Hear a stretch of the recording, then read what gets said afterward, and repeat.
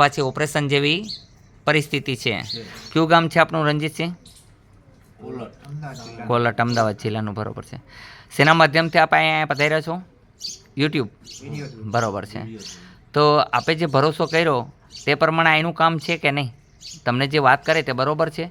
મેં તમને કીધું ઓપરેશન નહીં આવે, હું બીજું કાંઈ નથી કહેતો. મેં તમને દવા આપી એનું પાલન કરવાનું.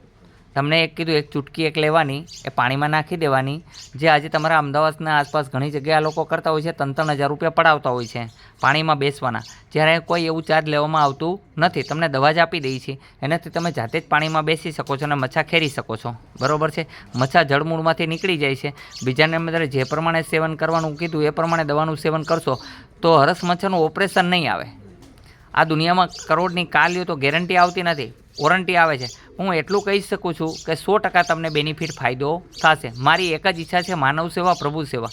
અહીંયા ચાર્જ માટે થઈને કાંઈ કર્યું નથી. તમે આવ્યા તો મેં તમારી પાસે કોઈ ચાર્જ નથી વસૂલ્યું, કે કેસ કાઢવાના કોઈ પૈસા નથી, હાથ જોવાના કે તમને ચેક કરવાના કોઈ પૈસા લેતા નથી. અહીં ઇન્જેક્શન મારવામાં આવતા નથી. બહુ થાય તો પોઈન્ટ દબી દી છે, એનું પણ કોઈ ચાર્જ નથી. ગામ અત્યારે 500-700 એવા પોઈન્ટના લે છે, આપણે કાંઈ લેતા નથી. કારણ કે મને ઈશ્વરે શીખવાડ્યું છે. મારી એક ઈચ્છા છે કે માનવ સેવા, પ્રભુ સેવા કરવી જોઈએ, બીજી કોઈ ઈચ્છા નથી. શું નામ આપનું? શું તકલીફ હતી? ઘડીએ ઘડીએ પેશાબ લાગે. હા, દુખાવો રહીએ. શું નામ છે તમારું? વિક્રમસિંહ. આપને શું પ્રોબ્લેમ હતો? પેશાબનો તકલીફ હતો. તો આપને બંનેને મેં અત્યારે પટ્ટી બાંધેલી છે, તો આપને બેમાંથી એકને પેશાબ લાગ્યો છે? આપને લાગ્યો છે? નહીં. તાત્કાલિક રિઝલ્ટ મળે છે. મેં તમને કીધું રોજ ત્યાં પટ્ટી બાંધવાની. હા, 2-4 કલાક રાખવાની. 5 દિવસ 15 દિવસ કરશો પછી ક્યારેય પેશાબની તકલીફ રહેશે નહીં. અને મેં તમને ખાવાનું કીધું એનું પાલન કરજો. શું નહીં ખાવાનું કીધું? એક વખત સાંભળી લો, હજી કહું છું. રોટલી, બટેટા, ભાત નથી ખાવાના, બાકી બધું વસ્તુ ખાવાની છે. બરાબર? તમને એવું લાગે તો પ્રોસ્ટેટનો પ્રોબ્લેમ હોય તો એની માટે થઈને ઈશ્વરે બહુ સરસ દવા આપેલી છે, કે જેમ કે તમે લીંબુ એક પી શકો છો નમક સાથે. હા, ઊભા ચૂસી પણ શકો છો. પ્રોસ્ટેટનો પ્રોબ્લેમ પણ દૂર થઈ શકે છે. પથરી કે પ્રોસ્ટેટ કોઈ હોય તો લીંબુ એક એવી વસ્તુ છે, કોઈ પણ પ્રકારનો ખાર જામતો હોય એને દૂર કરી શકે છે. જેમ આપણે સંડાસ બાથરૂમ હોય છે એની અંદર એસિડ હોય તો કેવું સાફ કરી નાખે, રૂપડું રૂપારું લાગે ગંધારું હોય તો, એ જ પ્રમાણે આ કામ કરે છે. પણ નિયમના બધા પાલન કરવા જરૂર છે. ઘણા લોકોને અહીં સમજાવું પણ સમજણ ન પડે તો હું શું કરું? મારી તો ગણતરી જેવી હોય કે સાજા કરવા, બીજી કોઈ ગણતરી નથી. તો આપને અહીંયા પધાર્યો છો તો આપને એનું કામ કેવું લાગ્યું? તમારી સાથે કેવો વ્યવહાર થયો? સરસ થયો. આ એક જ ઈચ્છા છે, સત્ય સમજાવવાનું છે. જો સમજણ પડે તો બહુ સારું છે, નથી સમજતા તો શું કહીશ? દવા અને દુવા બેય જરૂરી છે. હું અહીંયા ખોટા કોઈને લોકોને ભરમાવાની કોશિશ આપણે નથી કરતા કે ભાઈ ભૂત ભૂવા પાસે જાજો, દોરા ધાગા બાંધવાથી સારું થાય, હું એવું શીખવાડતો નથી. જો એવું બધું હોય તો હોસ્પિટલો બંધ થઈ જાય. ભૂત ભૂવાને ડાકલા, વેમીને વેડકા. અત્યારે તમે સાંભળ્યું તો કેસ નીકળ્યો છે, એક ભૂવાએ 12 લોકોને મારી નાખ્યા. હા, વઢવાણનો. તો આવું કેસ બને છે. એટલે આવા લોકોના કોઈના ભરોસા કરવા નહીં. રોડ ઉપર ભિખારી લોકો માગતા હોય છે, એ લોકો આશીર્વાદ દેતા હોય છે. જો એના આશીર્વાદ એટલા બધા સરસ હોય તો એને ન ફળે? એ કેમ દુઃખી છે? મારી વાત સત્ય હોય તો કહેજો. એમને કેમ નથી ફળતા? તો હું એમ કહું, એવા લોકોના આશીર્વાદ ન મેળવજો, દુઃખી થશો. એવા લોકો કોઈ દે તો વસ્તુ ખાતા નહીં. રસ્તામાં જાઓ છો તો કોઈ લોકીય વ્યક્તિ મળે ને પરાયણે જામફળ ખવડાવવાની કોશિશ કરે, પાણી પાવાની કોશિશ કરે તો ન પીવા નમ્ર વિનંતી છે. કાર લઈને આવ્યો હોવ તો રસ્તામાં કોઈ લેડીઝ મળે એમ કે મને લિફ્ટ આપો તો ન આપવા નમ્ર વિનંતી. ક્યારે બદનામ કરશે કાંઈ નક્કી નથી. આવો જ એક કિસ્સો બન્યો તો એક બાપા એક બાળકીને રમાડતા હતા અને ખોટો આક્ષેપ નાખીને બદનામ કરી દીધા. એક બાઈને એક ભાઈએ બેસાડ્યા અને બદનામ કર્યા. બરાબર છે? આ તો પોલીસને ખબર પડી ગઈ કે બાઈ ખોટી છે અને આ ભાઈ સાચા છે, એટલે બચાવી લે છે. અત્યારે કાનૂનવાળા પણ સમજી ગયા છે કે ઘણી સ્ત્રીઓ ફ્રોડ વેળા કરતી હોય છે, જેને કારણે તમે બચી શકો છો. પણ સેફટી પહેલેથી જ રાખો તો કાંઈ વાંધો આવે નહીં. એટલે કોઈ વ્યક્તિ આપણને અજાણ્યો છે ને રસ્તામાં જણ હોય કે બાઈ, કોઈને બેસાડવા નહીં. કોઈ સાધુ હોય, લાંબી લાંબી જટા હોય છે અને વાદી હોય છે. કેવા હોય છે? વાદી. હા, કાનમાં ભલે કળિયું પહેર્યું હોય, ગમે એ પહેર્યું હોય, પણ તમારે ભરોસો કરવાનો થતો નથી. આવા લોકો ફ્રોડ હોય છે. આનું કામ જ એ હોય છે, તમને આમ થઈ જશે, બચ્ચા તેરા એ હો જાયગા, ઓ હો જાયગા. તું તારું કરી લે ને, અમારું નથી કરી લેવું. તું તારું કર. એમ કરીને એને ધક્કો મારીને જવા દેવાનો અથવા પોલીસને હોપી દેવાનો, પણ આવા લોકોની વાતોમાં ન આવવા. નમ્ર વિનંતી. ટ્રેનમાં મુસાફરી કરો તોય કોઈની કાંઈ વસ્તુ ખાવી નહીં.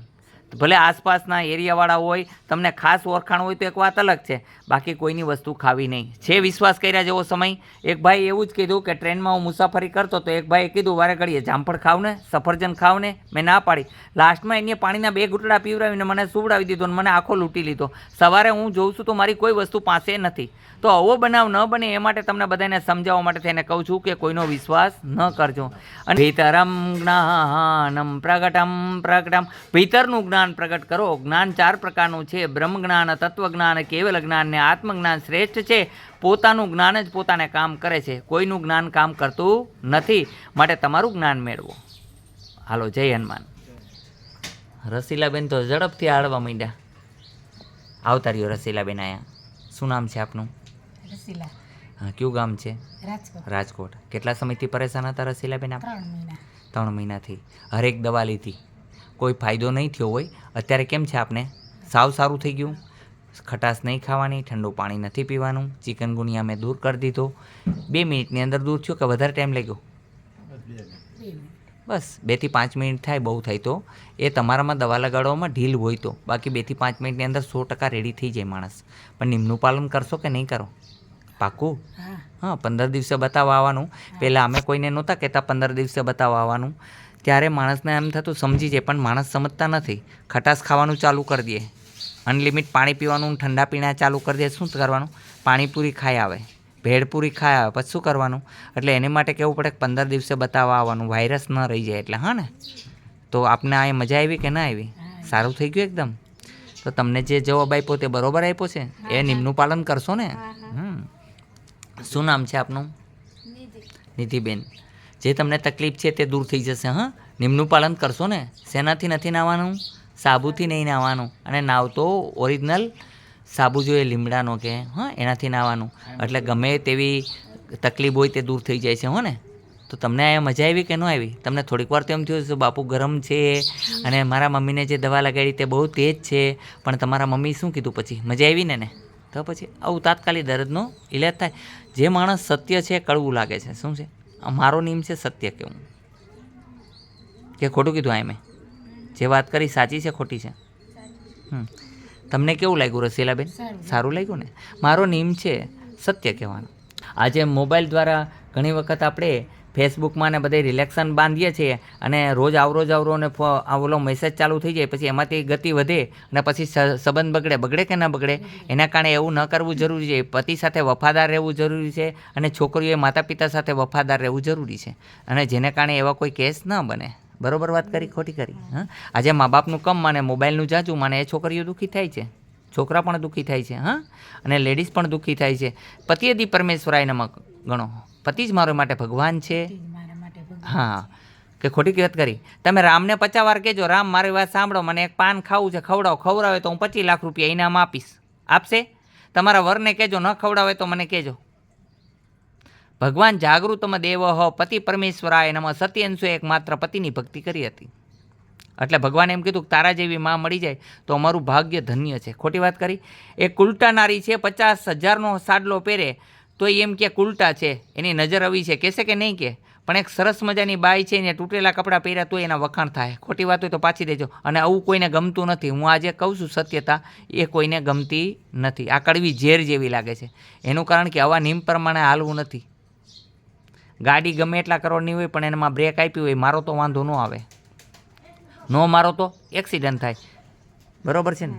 એટલે દાબ દબાણ બધાને જરૂરી છે. બાળકોને પણ માતા પિતાની સેવા કરવી જોઈએ. માતા પિતાનું પૂછીને લગ્ન કરે દુઃખી ન થાય. એમણે લગ્ન કરી લે પછી દુઃખી થાય કે ઓલો દારૂ પીને મને રોજ ટીપે છે, શું કરવાનું? કારણ શું? ન પૂછ્યું.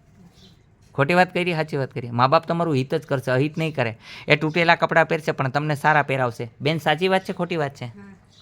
સાચી વાત છે. પણ આજે ક્યાં માનવું છે? માનવું છે? નથી માનતા કોઈ. તમે નથી માનતા. બીજું તો કાંઈ ન કહેવાય. ચિકનગુનિયાવાળા બેન, શું નામ છે? શું હતી તકલીફ? કેટલા સમયથી? 4 વર્ષ થયા. તમને? કેટલા સમયથી? 10 વર્ષથી. હાલો જોઈએ અત્યારે